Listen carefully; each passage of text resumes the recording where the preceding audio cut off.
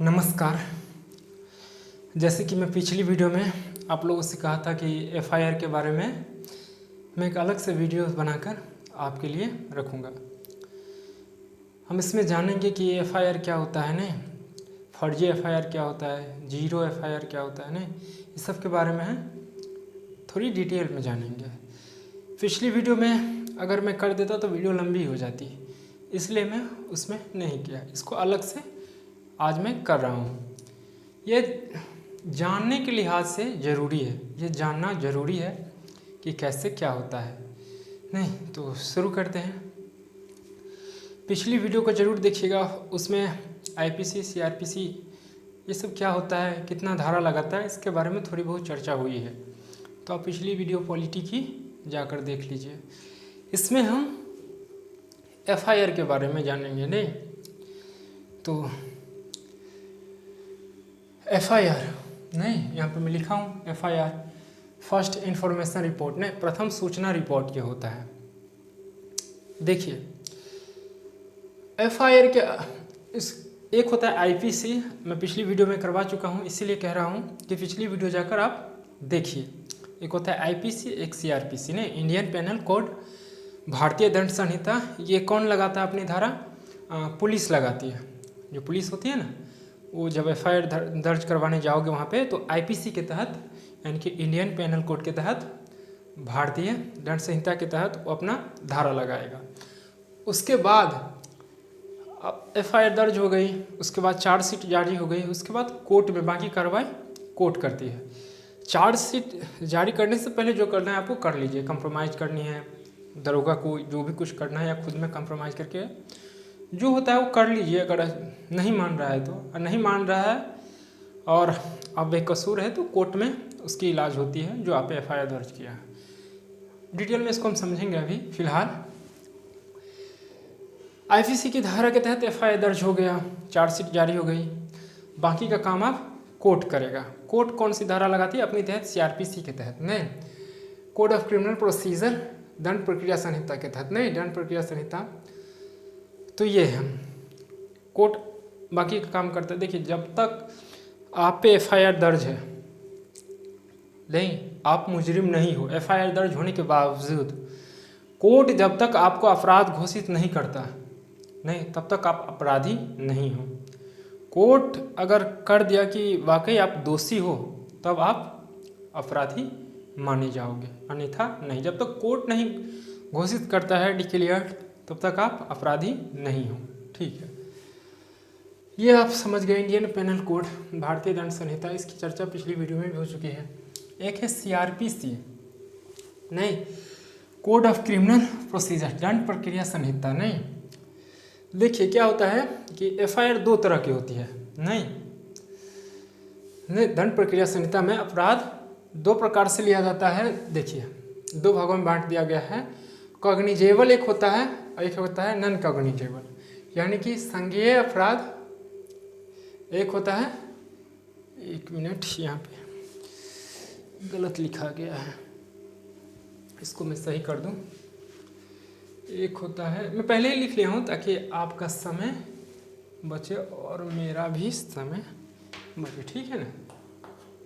ठीक है। संज्ञेय अपराध इसको हिंदी में बोलते हैं। एक होता है असंज्ञेय, कॉग्निजेबल और नॉन कॉग्निजेबल। नॉन कॉग्निजेबल को शॉर्ट में एनसीआर बोलते हैं नहीं, एनसीआर जो होता है उसको हम शॉर्ट में बोलते हैं नॉन कॉग्निजेबल रिपोर्ट। ठीक है, तो कॉग्निजेबल जो है ना, संज्ञेय अपराध, ये थोड़ा कड़ा होता है, मतलब यूं कहे इसको, ये थोड़ा खतरनाक होता है नहीं। कॉग्निजेबल अपराध, अब आप एफआईआर दर्ज हो गई, एफआईआर में दो तरह से, कॉग्निजेबल, नॉन कॉग्निजेबल। अगर कॉग्निजेबल में आ जाता है, जैसे बड़ा क्राइम हो गया, किसी का मर्डर हो गया नहीं, आप रेप के कर दें किसी को, या कोई रेप केस में आपका नाम डाल दिया, मर्डर केस में आपका नाम डाल दिया नहीं, किसी का पैर तोड़ दिए, हाथ पैर मुंह कान फट जाता है ना, लड़ाई वगैरह होती है गांव घर में, तो वो एफआईआर जो दर्ज होगी वो कॉग्निजेबल में आ जाएगी, संज्ञेय अपराध में, जो कि बड़ा ही खतरनाक होता है। इसमें पुलिस आपको भागने का मौका नहीं देगा। जैसे ही एफआईआर दर्ज हुई, इन्वेस्टिगेशन के लिए आ जाएगी। जो जिसका नाम जो व्यक्ति डाला रहेगा, जिसका मर्डर किया है, कोई देखते हैं मर्डर वगैरह हो जाता है ना, तो अगल बगल के 10, 15, 20 आदमी का नाम धर जाता है। समाज में जो नहीं भी क्या रहता है, जो पढ़ा लिखा रहा अपना पढ़ लिख रहा है, उसका भी नाम धर देता है जानबूझ के। नहीं, तो उसमें आप क्या करोगे, उसमें तत्कालीन पुलिस तुरंत FIR दर्ज करेगी, आएगा, कोनो वारंट नहीं मानेगा, कोनो वारंट वगैरह नहीं निकालेगा। आप नहीं मांग सकते उससे कि भाई किस आधार पर मुझे गिरफ्तार कर रहे हो, अरेस्ट कर रहे हो, आप दिखाओ, वारंट दिखाओ। नहीं, कॉग्निजेबल में यानी कि संज्ञेय अपराध में खतरनाक जो क्राइम किया रहता है उसी को उसमें पुलिस आती है, डायरेक्ट पकड़ेगा, जिसका नाम लिखा रहेगा FIR दर्ज रहेगी, उठाएगा, लेकर चला जाएगा पुलिस। तो इसीलिए देखते होंगे कि कहीं पर मर्डर हो जाती है, या कोई आग लगकर मर जाता है, कोई फांसी लगाकर मर जाता है, तो अगल बगल के आदमी सब भागने लगता है। नहीं, कोई नेपाल भाग जाता है, कोई अपने रिश्तेदार के पास कहीं कहीं भाग जाता है, क्योंकि कॉग्निजेबल संज्ञेय FIR में उसका नाम चला गया है, जो कि काफ़ी डेंजरस है। नहीं, तो पुलिस आएगी, डायरेक्ट ले जाएगी उसको, कोनो पूछताछ नहीं, जो होगा सो वहाँ थाने में डायरेक्ट लॉकअप में चला जाता है। तो इसीलिए सब जगह भाग जाता है। नहीं, एक होता है नॉन कॉग्निजेबल यानी कि असंज्ञेय अपराध, ये उतना शॉर्ट में NCR उसको बोलते हैं, उतना खतरनाक नहीं होता है। इसमें आ जाएगा जैसे किसी का पॉकेट मार लिया आप, नहीं, किसी को गाली दे दिए, घड़ी हेरा गई, मोबाइल हेरा गया आपका, नहीं, बहुत सारी ऐसी छोटी छोटी चीज़ें। तो ये उतना इम्पोर्टेंट तो नहीं है, लेकिन इसका मिस यूज़ ना हो जाए। जैसे आपका मोबाइल हेरा गया, मान लो आपका मोबाइल जो है वो चोरी हो जाती है, तो आप पुलिस के पास जाते हो तो रिपोर्ट लिखाओगे, तो पुलिस उतना नहीं लेगा, लेकिन मान लो मोबाइल में सिम है, कोई आपका सिम लेकर मिसयूज, आपका बैलेंस निकालेगा, अकाउंट का जितना पेमेंट आप डिपॉजिट किए हो सब लेकर उड़ जाएगा। या उस सिम से किसी को फ़ोन करके बुलाकर उसे कुछ भी कर सकता है, उसके साथ नाम तो आपका आएगा।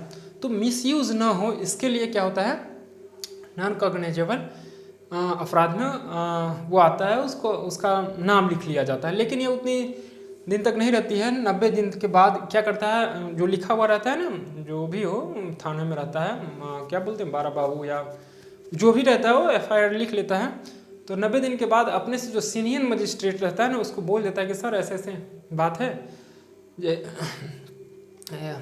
ऐसा है कुछ नहीं, तो वो कहेगा कि ठीक है इसको छोड़ दो, उस पर उतना मतलब इन्वेस्टिगेशन वेस्ट नहीं करनी है टाइम।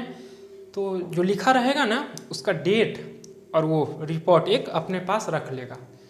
इसलिए रख लेता है कि आप जिस दिन आप FIR जो लिखवाए हो ना नॉन कॉग्निजेबल में, असंज्ञेय में, उसका डेट समय रहेगा। अगर उसके बाद जो घटना होती है ना तो उतना आप पे नहीं होगा, लेकिन उससे पहले अगर हो जाती है, आपका नाम आ जाता है, तब आप कहोगे कि नहीं सर मेरा मोबाइल हेरा गया था, तब ये सारी घटनाएं हुई हैं, लेकिन आपका वो रिपोर्ट रहेगा, मोबाइल हेराने से पहले आपका नाम आ जाता है, तो फिर आप पे कार्रवाई हो जाएगी। तो इसलिए उस पर सीरियस नहीं लेती है, लेकिन 90 दिनों के बाद अपनी सीनियर मजिस्ट्रेट से कहकर टाइम वेस्ट नहीं करती रहती, वो रिपोर्ट ले लेता है, ताकि कुछ भी हो सकता है तो ये प्रूफ रहेगा उसको कहने के लिए, इसलिए वो रख लेता है। आप समझ रहे होंगे मेरी बात, ठीक है। तो ये होती है नॉन कॉग्निजेबल, ठीक है। इसमें क्या होता है,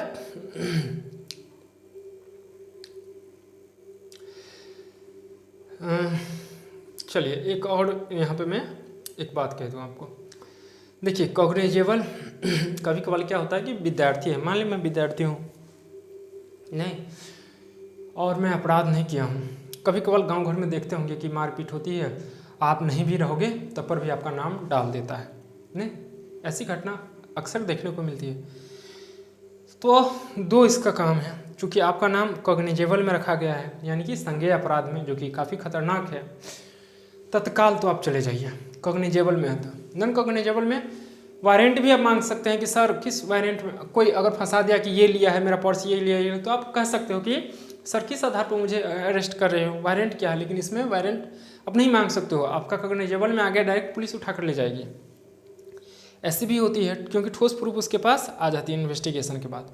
हालांकि नियम आज अभी मैं बताता हूँ। तो इसमें आपका नाम रख दिया कि कॉग्निजेबल वाले में, संज्ञेय अपराध में, तो क्या होता है कि इसका आप वहाँ नहीं थे तो एक नियम है कि तत्काल आप वहाँ आप चले जाइए, कहीं दूसरी जगह चले जाइए जो आपके पहचान का। वहाँ पे कुछ दिन बाद 5-7-10 दिन के बाद आपको ये अपना ठोस प्रूफ लेके आइए कि, और थाने में जाइए कि सर देखिए मैं ये जो नाम रखा गया है मेरा, मैं उस समय यहाँ पर था भी नहीं और तब पर भी मेरा नाम FIR में कॉग्निजेबल में रख दिया है।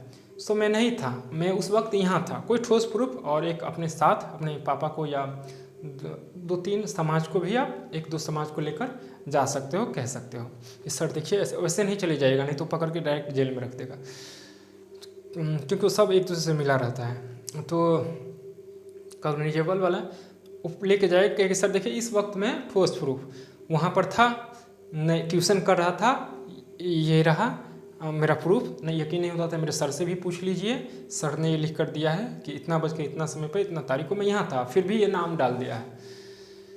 नहीं तो पुलिस मान लेगी आपको। अगर नहीं मानती है, मान लीजिए नहीं मानती है, तो आप तत्काल क्या कीजिए,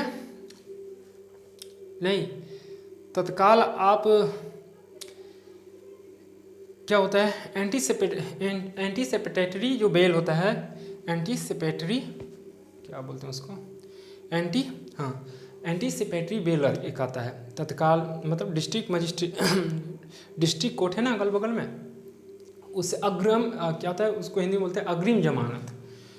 तत्काल अपने गांव में किसी चाचा काका के फ़ोन से बात कर लीजिए और उसको बोलिए कि एंटीसिपेटरी बेल जो होता है अग्रिम जमानत उसको बोलते हैं हिंदी में, नहीं एंटीसिपेटरी बेल, अग्रिम जमानत बेल ले आए। वो रहेगा ना तो पुलिस गिरफ्तार नहीं कर सकती। हालांकि वाकई अगर आप गुनाहगार नहीं हैं, पुलिस को कह रही है कि सर मैं उस वक्त यहाँ पर नहीं था फिर भी मेरा नाम डाला गया है, ये रहा मेरा ठोस प्रूफ, तो SP और DSP के पास ऐसी रहता है कि तत्काल आपको नो अरेस्ट का वारंट जारी कर सके कि आप जाइए, आपको नो अरेस्ट किया जा सकता है। लेकिन अगर कोई ठोस प्रूफ मिल जाती है आपके खिलाफ तो फिर अरेस्ट की जाएगी। लेकिन इस पर नहीं मान रहा है तो आप क्या कीजिए, ये जो होता है एंटीसिपेटरी बेल अग्रिम जमानत, वो बगल वाली जो क्या बोलते हैं डिस्ट्रिक्ट कोर्ट जो होती है DC, उसमें जाकर आप मंगवा लीजिए। नहीं तो वैसे अगर इधर उधर घूमिएगा तो पुलिस पकड़ के ले जाएगी, और वो रहेगा ना तो सुरक्षित रहोगे, आपको अरेस्ट पुलिस नहीं कर सकती है। ठीक है, तो ये थी एक और बात। हाँ ये हो गया, ये आप समझ गए होंगे नहीं अच्छी तरह से कि कॉग्निजेबल यानी कि संज्ञेय अपराध और नॉन कॉग्निजेबल यानी कि असंज्ञेय अपराध क्या होता है, इसमें क्या होता है उसमें क्या होता है। नहीं अगर कोई आपका नाम रख दिया है तो आप जाकर बोलिए किसी को ले जाकर 5-7 दिन के तत्काल तो आप चले जाइए। इसमें अगर नाम आ गया संज्ञेय में तो फिर अपना प्रूफ दे दिए SP DSP को दिखाइए कि सर ऐसी बात है। अगर नहीं मान रहा है तो तत्काल आप क्या कीजिए, अपना DC में बगल में जाके डिस्ट्रिक्ट कोर्ट से क्या मंगवा लीजिए आप, एंटीसिपेटरी बेल जो कि अग्रिम जमानत होता है, पहले ही ले लीजिए, ले जाएगा आप छूट जाओगे, तो ये मंगवा लीजिएगा। अब है मान लीजिए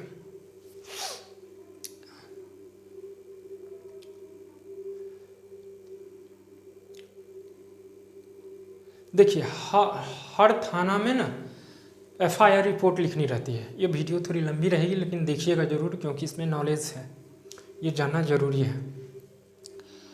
क्या होता है कि हर थाना में FIR 154 धारा के तहत पुलिस को लिखनी रहती है। धारा 154 के तहत यानी कि CRPC धारा 154 के तहत हर हाल में थानेदार को, जो भी हो, बड़ा बाबू हो, SP और DSP को FIR लिखनी रहती है। कभी कभार क्या होता है कि अब इसको समझते हैं, ये समझ गए ना संज्ञेय अपराध और असंज्ञेय अपराध, कॉग्निजेबल नॉन कॉग्निजेबल क्या होता है। आई होप आप समझ गए होंगे, नहीं समझे होंगे 2-4 बार वीडियो को आगे पीछे कर देखिए, अच्छी तरह समझ में आ जाएंगी। ठीक है, CRPC धारा 154 के तहत हर थानेदार को FIR दर्ज करनी रहती है। लेकिन कभी कभार क्या होता है कि थाना में जो बाहुबली सब जो रहता है ना, बाहुबली नहीं कह सकते उसको, बाहुबली तो एक अच्छा शब्द है, गुंडा नहीं, उसका वर्चस्व रहता है। क्रिमिनल सब जो रहता है अगल बगल के, तो दरोगा क्या करेगा, आपका रिपोर्टें नहीं लिखेगा, FIR ही नहीं दर्ज करेगा। कहेगा कि क्या यार उससे पंगा ले रहे हो, बड़े हैं, ये हुए, आप गरीब हो, मतलब किसी तरह से वो टालेगा आपको। बात अच्छी अच्छी कहेंगी, टालेगा वो। तो मान लीजिए FIR नहीं लिख रहा है तो उसको सीधा कहिएगा, देखिए अगर आप नहीं लिखोगे FIR तो मैं क्या करूँगा, नहीं कहाँ गया, CRPC की धारा 166A के तहत अगर आप FIR नहीं लिख रहे तो मैं कहाँ चला जाऊँगा, कोर्ट में। अगर कोई FIR नहीं लिख रहा है तो CRPC 156A के तहत, हाँ ठीक है, उसको बोलिएगा कि CRPC की धारा 166A के तहत क्या होगा आप समझ सकते हो, तो समझ जाएगा कि पहुंचा आदमी है। अगर नियम है कि अगर FIR नहीं लिख रहे हो तो आप जाइए, अगर कोई FIR नहीं लिख रहा है तो आप क्या कीजिए, SP को बोलिए, सॉरी DSP को बोलिए। DSP भी नहीं लिख रहा है तो SP को बोलिए। SP जनरली वो पढ़ा लिखा रहता है, वो कर लेता है, वो जल्दी उसे कोई खरीद नहीं सकता, उसकी पैरवी या तो कोई सांसद MP हो या कोई मिनिस्टर हो, बड़ी पैरवी रहती है तभी जाके कुछ होता है, नहीं तो SP जनरली लिख लेता है। लेकिन मान लीजिए SP भी नहीं लिख रहा है FIR, तब आप डायरेक्ट मजिस्ट्रेट के पास जाइए, धारा 156 के तहत वो लिख कर देगा FIR और कहेगा उस थाने को कि जो मैं लिख के दिया हूँ उसको आप अपने कागज़ में रिपोर्ट लिख लीजिए और इन्वेस्टिगेशन करना शुरू कीजिए कि इस बच्चे के साथ क्या हुआ है। उसी में आप मजिस्ट्रेट के पास 156 धारा के तहत वो लिख दिया, लेकिन उसको भी आप कंप्लेन कर सकते हो कि सर फलाना थाना में मेरा FIR दर्ज नहीं हुआ है, तो धारा 166A के तहत आप क्या कीजिए, उस पर FIR दर्ज कर दीजिए। नहीं तो ये हो सकती है, मतलब कोई भी आरोप मानहानि की दावा या कुछ भी करके लगा सकते हो, उसकी हवा टाइट हो जाएगी। जब भी 166A का हो गया वो समझ जाता है कि पहुंचा आदमी है तो ये वो लिख लेगा, ये होती है, ठीक है। अब क्या होता है कि कहीं देखोगे कि FIR जब लिखी जाती है ना तो सीरियल नंबर एक रहता है, FIR नंबर होता है, नहीं मुकदमा नंबर। FIR में सीरियल नंबर होता है जिसे FIR नंबर भी कहते हैं। मैं यहाँ पे कर दिया, यहाँ पर तो मैं इंडिकेट के लिए लिखा हूँ ताकि मुझे याद रहे क्या क्या बोलना है, बाकी जो मैं कह रहा हूँ उसको सुनिएगा, ये तो मात्र एक संकेत है। तो FIR जब लिखता है, जैसे मैं यहाँ पर लिखा हूँ 524/2012, नहीं तो ये है 2012 में जो FIR नंबर कितना है 524 है, 2012 की ये मुकदमा है, तो इस तरह की FIR नंबर होती है। नहीं 524/2012 कुछ भी हो सकता है, 624/2010, यानी कि 2010 के 524 मुकदमा नंबर है, FIR नंबर है, इस तरह से होती है। प्रत्येक थाने की अपना नंबर होती है, नहीं तो ये आप समझ गए हैं, ठीक है। एक होता है जीरो FIR। जीरो FIR क्या होता है, देखिए जीरो FIR में एक मिनट पानी पी लूँ, लंबी है थोड़ी वीडियो लेकिन नॉलेज के लिए बड़ी अच्छी है। जीरो FIR में क्या होता है, जीरो FIR में आपका जैसे कहीं पे, एक मिनट थोड़ी मुँह पोंछ लो, ठीक है, जैसे कहीं पे आप FIR दर्ज करवाए हो, कहीं पे कोई मर्डर हो गया, ठीक है, कहीं पे कोई मर्डर हो गया, ठीक है, जैसे दिल्ली में कोई घटना घट गई, मान लेते हैं दिल्ली में कोई घटना घटी, ठीक, दिल्ली में घट गई घटना, वहाँ पे तो रिपोर्ट लिखा गया वहाँ की थाना में, लेकिन आप अपनी तसल्ली के लिए मान लें मैं भिट्ठामुड़ का हूँ, नहीं तो मैं भिट्ठामुड़ थाना में OP के पास, भिट्ठामुड़ थाना के पास जाकर उसमें FIR लिखवा दूँ, तो वो जीरो FIR लिखेगा। जब मैं वहाँ पर भी ऑलरेडी लिखा चुकी है FIR दिल्ली में, और मैं यहाँ पर भी FIR लिखा दूँ कि ऐसे ऐसी मेरा एक कोई भाई है या कुछ है, उसके साथ ऐसा हो गया है, तो आप यहाँ पे इन्वेस्टिगेशन कीजिए, तो उससे हम जीरो FIR कहते हैं। हालांकि ऑलरेडी पहले थाना में लिखा गया है तो आप दूसरे थाना का केस आप नहीं ले सकते हो, नहीं तो ये हो जाती है, तो आप उसको जीरो FIR लिखवा सकते हो कि मेरे साथ ये घटना हुई है ऐसे ऐसे मैं सेटिस्फाइड नहीं हूँ, जो आप इन्वेस्टिगेशन कीजिए। तो 01 दिल्ली में लिखा गया है, एक भीटा मोड़ पर मैं FIR दर्ज करवाते हैं। तो भीटा मोड़ पर जो FIR दर्ज होगा वो 0 होगा। उसमें क्या होगा, सीरियल नंबर चाहे FIR नंबर नहीं होगा, समझ गया, FIR नंबर वहाँ पर होगी जहाँ पर पहले केस दर्ज हुई होगी, तो इसको 0 FIR बोलते हैं। इसके तहत पुलिस ज़्यादा कुछ नहीं कर सकती है, मतलब ज़बरदस्ती नहीं कर सकती है, वारंट जारी नहीं कर सकती है, या जाके डायरेक्ट पकड़ कर नहीं ला सकती, लेकिन पूछताछ, नॉर्मली पूछताछ के लिए अपनी कस्टडी में बुला सकती है। बाकी का काम यहाँ जो पहले दर्ज हुआ है वो करता है। तो ये 0 FIR दर्ज होती है। कहीं पर भी जैसे ये थाना आपका FIR दर्ज नहीं कर रहा है तो दूसरे थाना, दिल्ली में चले जाइए, मान लीजिए इस थाना में मेरा रिपोर्ट नहीं ले रहा है, भीटा मोड़ पर, सुरसंड में, कहीं पर भी बिहार में किसी गुंडे या कोई भी इसको कहे जो कि उसका वर्चस्व है जिसके कारण नहीं ले रहा है, तो आप दिल्ली पुलिस, दिल्ली में चाहिए, दिल्ली पुलिस को थोड़ी मालूम है नहीं कि कौन क्या, डायरेक्ट वो 0 FIR दर्ज करेगा, कोर्ट को भेज देगा, आप वहाँ पे जाके आप कह सकते हो अपनी बात। अरे इसके साथ घटना घटी थी ना, याद नहीं आ रही है, सुशांत सिंह राजपूत के साथ क्या था, एक जेल में कुंदन बाबा जी था, याद नहीं, आसाराम, हाँ, उसका कैसे नहीं ले रही थी एक लड़की की, तो वो दिल्ली में जाके अपना रिपोर्ट लिखवाई थी, 0 FIR करके, फिर जो बात कोर्ट में गई बात, फिर आप जानते हैं क्या हुआ। ये थी, और भी बहुत सारी घटनाएं हुई, सुशांत सिंह राजपूत वाली भी ऐसे ही हुई हैं, एक और दो हुआ था ना, अरे इसकी घटना जो हुई थी, कौन माफिया थी जिसका बुलडोजर योगी चलवा दिया था, एनीवे छोड़िए उसको, समझने से मतलब रखिए। हाँ, 0 FIR समझ गए क्या होता है कि अगर आप थाने में FIR नहीं लिख रहा तो दूसरे थाने में जाओगे तो 0 करके या कहीं पर लिख लेती हैं, या कहीं पर दूसरे जगह FIR दर्ज है और आप यहाँ पर भी करवा सकते हो तो वह 0 FIR हो सकती है। उसके तहत उसको पूछताछ के लिए बुलाया जा सकता है, नॉर्मली उस पर आप ज़बरदस्ती नहीं कर सकते हो। ठीक, ये मैं बोल दिया हूँ नहीं कि अगर कोई FIR नहीं लिख रहा है तो आप जाके कहिए उसको, कोर्ट में चले जाइए, कोर्ट में जाने के बाद जज साहब मजिस्ट्रेट को कहिए, जज साहब की ऐसी ऐसी बात है, वो 156 के तहत लिख कर देगा। उल्टे जो आपको परेशान किया उस पर आप CRPC की धारा 166 के तक आप उस पर FIR दर्ज भी करा सकते हो। नहीं,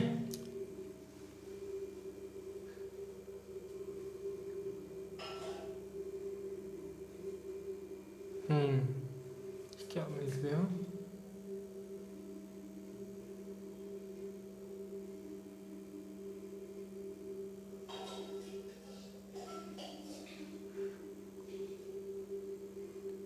हाँ कंप्लेन कर सकते हो, ठीक है, COM कैसे लिखा हूँ पता नहीं, ठीक है, उस पर आप FIR दर्ज करवा सकते हो।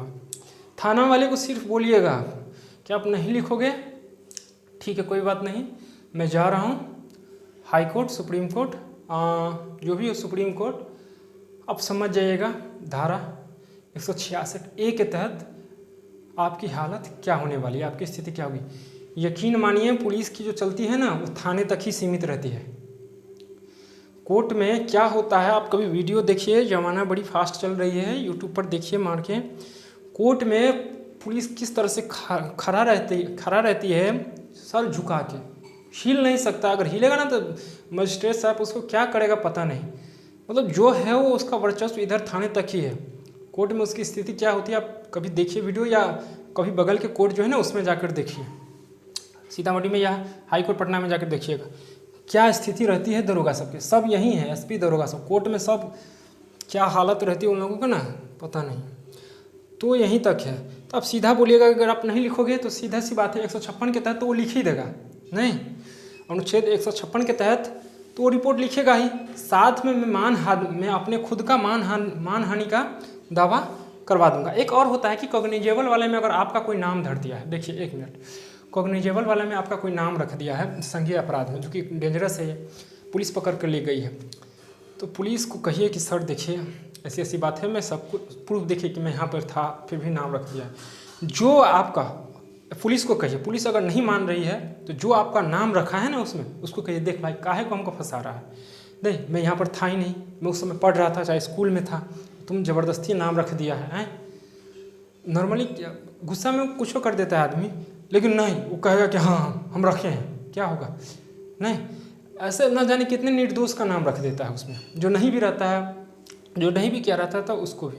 उसको प्रेम से समझाइए।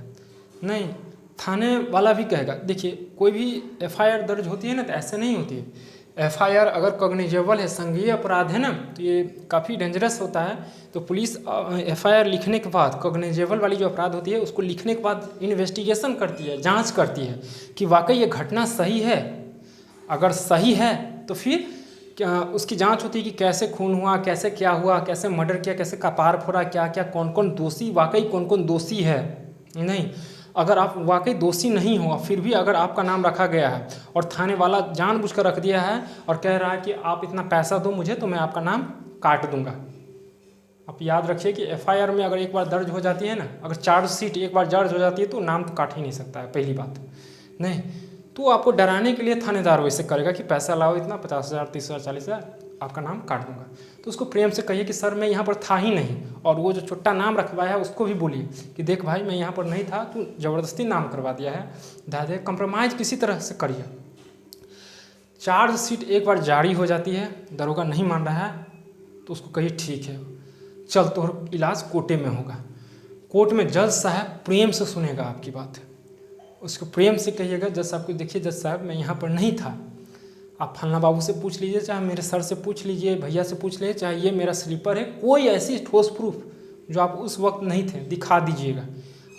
मैं बार बार बोला हूँ इसको कि देख भाई मेरा नाम मत रख, ज़बरदस्ती ये रख दिया है।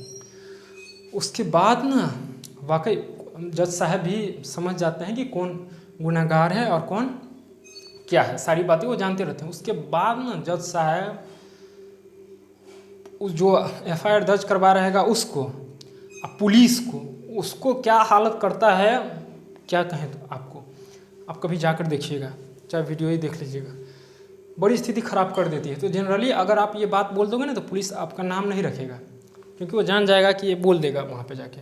पुलिस उसी का नाम रखता है जो उससे डरता है और कहेगा पैसा लेके कि हट जाइए, नहीं कुछ नहीं। अगर आप वाकई बेकसूर हो, आपके पास प्रूफ है, तो आप चल ना कोर्ट में, बोलिए डायरेक्ट कि अगर या तो भाई हमरा हटा दे, नहीं तो चल कोर्ट में। कोर्ट में जाने के बाद डायरेक्ट धारा 166 ए सीआरपीसी की धारा 166 ए के तहत मानहानि का दावा डायरेक्ट ठोकिए उस पर कि सर मैं इसको बार बार बोला हूँ फिर भी वो नहीं माना है, ज़बरदस्ती मेरा टाइम वेस्ट किया है, मैं यहाँ पर पढ़ रहा था, इतना महीना से यहाँ भटक रहा था, पुलिस मेरे पीछे ऐसे ऐसे ऐसे की है, मानहानि का दावा सीआरपीसी की धारा 166 ए के तहत उस पर कीजिए। उसके बाद उस पुलिस ऑफिसर को जो आपका एफआईआर दर्ज में किया है ना, आपका नाम लिखा है उसका, और जो लिखवाया उसका क्या हाल होगा आप समझ सकते हो। तो ये थी नहीं, ठीक है। एक होता है फर्जी एफआईआर। देखिए फर्जी एफआईआर क्या होता है, वही होता है अभी जो बोला हूँ कि आप वाकई नहीं किए हो अपराध, फिर भी आपका नाम और रख दिया है कॉग्निजेबल वाले में, नहीं संज्ञेय अपराध में, तो ये आ जाता है फर्जी एफआईआर कि वाकई आप नहीं हो और आपका नाम रख दिया है। तो अभी मैं बोला हूँ क्या करनी है, नहीं उसको बोलिए। लेकिन एक बात होता है कभी कभार क्या होता है कि वाकई आप फंस जाते हो, आपके पास कोई ठोस प्रूफ भी नहीं रहता है, गाँव घर में रह जाते हो, कहीं गए भी नहीं हो और आपका जैसे कोई फांसी लगा लिया, कोई आग से जल गया, कोई कुछ हो गया, उसमें आपका नाम आ गया, आप कहीं दूसरी जगह तो गए नहीं हो और कोई ठोस प्रूफ भी नहीं हो कि आप दिखा सकते हो जैसे आपको कि, तो ऐसे में क्या होता है कि आप कंप्रोमाइज़ कर लो। चार्जशीट जारी होने से पहले क्या होता है कि एफआईआर दर्ज होता है, एफआईआर दर्ज पहले होता है, एफआईआर दर्ज होता है, उसके बाद पुलिस इन्वेस्टिगेशन करती है, जांच करती है कि वाकई ये घटना सही है, ये जो अपराधी है सही में ये अपराध किया है, सबूत जुटाना इकट्ठा कर देता है, सब चीज़ हो जाती है ना, तो एक चार्जशीट जारी करता है। नहीं इसमें मैं लिखा हूँ, शायद नहीं लिखा हूँ, तो एक अच्छा सुन लीजिए, चार्जशीट एक जारी करती है, चार्जशीट जारी होने से पहले ही जो करना है सो आप कर लीजिए। एक बार चार्जशीट जारी हो गई, आईपीसी की धारा खत्म, पुलिस का काम खत्म, अब बाकी काम कौन करेगी, कोर्ट। अब कोर्ट में बाकी काम होगा, नहीं सारे काम कोर्ट में होगा। तो चार्जशीट जारी होने से पहले आप कंप्रोमाइज़ कर लीजिए, जो करना है कर लीजिए। लेकिन अगर आपके पास फुल प्रूफ है, फुल सबूत है, नहीं विटनेस है, एविडेंस है, नहीं एविडेंस विटनेस समझते हैं ना, विटनेस होता है जो आंखों देखा, चश्मदीद गवाह जिसको बोलते हैं, नहीं तो वो होता है विटनेस। और एविडेंस हो गया कोई साक्ष्य, जैसे मर्डर किया है कुछ किया है तो उसका कोई साक्ष्य होगा ना, छुरा पर उसका निशान या कुछ भी, तो वो होता है क्या बोलते हैं एविडेंस, नहीं वो साक्ष्य होता है। और विटनेस होता है आंखों देखा हाल, नहीं चश्मदीद गवाह, ठीक है। तो ये होती है। तो 0 FIR में अगर नाम दर्ज दिया है तो उसको बोलो कि भैया मैं नहीं था, क्यों मेरा नाम डाल रहे हो, इस तरह से आप कर सकते हो। अगर नहीं मान रहा है, चार्जशीट भी जारी कर रहा है, तो उसको बोलिए कि ठीक है रख भाई, तोरो कोर्ट इलाजे में होगा, सॉरी तोरो इलाज कोर्ट में ही होगा, नहीं तो उसके बाद आप 106 ये तो नहीं लिख रहा है, इसके लिए है, जज साहब को बोलिएगा 186 के तहत मानहानि का दावा ठोकिएगा। अगर जज साहब भी समझ जाएंगे, आप वहाँ पे प्रूफ दिखा दीजिएगा, उसके बाद तो उसकी इलाज होगी। तो जनरली कर देता है। अगर आप बेकसूर हो तो उसको बोलिएगा कि देख मेरा नाम मत डाल, मैं नहीं हूँ, नहीं तो कोर्ट में अगर चला गया, चार्जशीट जारी हो गई, अगर मैं कोर्ट में गया तो तुम्हें ही हानि होगी, क्योंकि मेरे पास इसका फुल प्रूफ है। तो वो हटा देगा। और नहीं मान रहा है तब तो आप भी जाइए, उसके बाद देखिए ना क्या होता है कोर्ट में। उसकी स्थिति हालत ख़राब हो जाएगी दोनों की, पुलिस वाले की जो आपका FIR दर्ज किया है, जो लिखवाया है उसका, ठीक है। अब है फर्जी FIR, वही होता है फर्जी FIR, नहीं फर्जी FIR में एंटीसिपेटरी बेल ले लीजिएगा, अग्रिम जमानत, ताकि जल्दी आपको कोई अरेस्ट ना कर सके। आप अपना तत्काल सबूत जुटा लो और फिर थानेदार को दिखा दो कि भैया ऐसे ऐसे हैं, नहीं तो फिर कोर्ट में चलो, जो होगा सो होगा। लेकिन चार्जशीट जारी करने से पहले कंप्रोमाइज़ हो जाती है तो अच्छी बात है। अगर आप वाकई, आप मान लो कोई ऐसी घटना होती है जो वाकई आप किए हो, लेकिन आप नहीं चाह रहे हो कि मैं कोर्ट में ये मामला जाए, तो इधर ही सलट जाए मामला, तो चार्जशीट होने से पहले, चार्जशीट जारी करने से पहले ही दरोगा के साथ, SP के साथ, जो भी हो उस आदमी के साथ मिलजुल कर आप कंप्रोमाइज़ कर लीजिए चार्जशीट जारी होने से पहले। बाकी कोर्ट में चली गई तो जज साहब अपनी फैसला सुनाएंगे, उसके बाद आपकी सज़ा हो जाएगी। लेकिन ये अगर वाकई में आप अपराधी हो तब, और आपको एहसास हो गया है, पुलिस वाले भी जान जाता है कि ये थोड़ा नहीं था, जानबूझ के उसको फंसा दिया गया है, लेकिन आप अकर के बात करोगे फिर तो IPC की धारा और CRPC की धारा दोनों लगेगी आप पे। ये होता है। अगला होता है फर्जी, समझ गए, वैसे उसी को फर्जी बोलते हैं, जो ज़बरदस्ती नाम आपका गांव घर में रख देता है। तो आप कोई प्रूफ लेके जाइए, कहिए कि मैं नहीं था, बाकी सारी बातें मैं बोल दिया हूँ, आप उससे समझ सकते हो।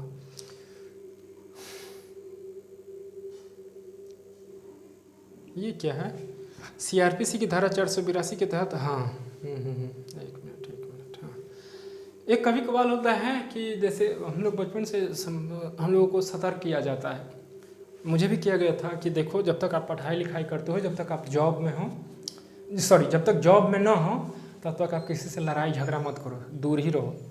क्योंकि अगर लड़ाई झगड़ा होती है और उसमें अगर आपका नाम डाल दिया जाता है तो बड़ी दिक्कत हो जाती है। लेकिन ऐसी कोई बात नहीं है, बाकी आप बेकसूर हो तो बेकसूर ही रहोगे, मैं समझाया हूँ आपको। एक होता है कि जैसे आपका उम्र 18 वर्ष से पार हो गया है, नहीं बालिग हो गए हो आप, तो अगर आप किसी मान लीजिए UPSC की तैयारी कर रहे हो, अच्छी तरह से परीक्षा फॉर्म फिलअप कर दिए हो, और उसके बाद कोई घटना हो जाती है, उसमें आपका नाम धर दिया जाता है कॉग्निजेबल में, संज्ञेय अपराध में, नहीं उसके बाद मतलब फॉर्म भर दिए आप, उसके बाद आपका एडमिट कार्ड भी आ गया, उसके बाद नाम रख दिया जाता है, तो देखिएगा फॉर्म पर लिखा हुआ रहता है सारी चीज़ें कि आप कोई अपराध नहीं ना किए हो, कुछ नहीं ना किए हो, उसके बाद फॉर्म भरे रहते हैं, तो आप एग्ज़ाम दे सकते हो। और इधर आपकी केस एक लिखना रहेगा डिस्ट्रिक्ट कोर्ट के पास, DC के पास जाके आप लिख दोगे कि सर ऐसे ऐसे मैं अपराधी नहीं हूँ, फिर भी मेरा नाम फंसाया गया है, मेरा एग्ज़ाम है, ऐसी ऐसी बात है, जो मैं बेकसूर हूँ, एंटीसिपेटरी बेल ले लीजिएगा अपना तत्काल, सो मुझे एग्ज़ाम देने के लिए जाने दीजिए, तो हो जाती है बात। लेकिन लिखा लेगा कि अगर आप दोषी पाए जाओगे तो आपको जॉब नहीं मिलेगी, अगर आप पास हो जाते हो एग्ज़ाम में, नहीं तो आपको जॉब नहीं मिलेगी अगर दोषी करार हो गए तो।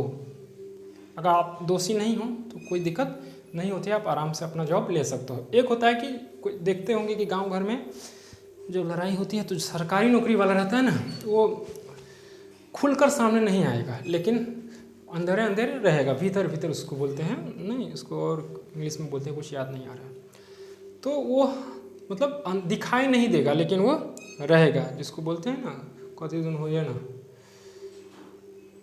छोड़िए। तो वो भीतर से ही वो रहता है, अंदर दिखेगा नहीं लेकिन वो रहता है। तो खुल के सामने इसलिए नहीं आता है क्योंकि उस पर FIR दर्ज हो जाएगी। मान लीजिए आप जॉब में हैं, आप पर FIR दर्ज हो जाती है, नहीं इसको इरेज कर दो।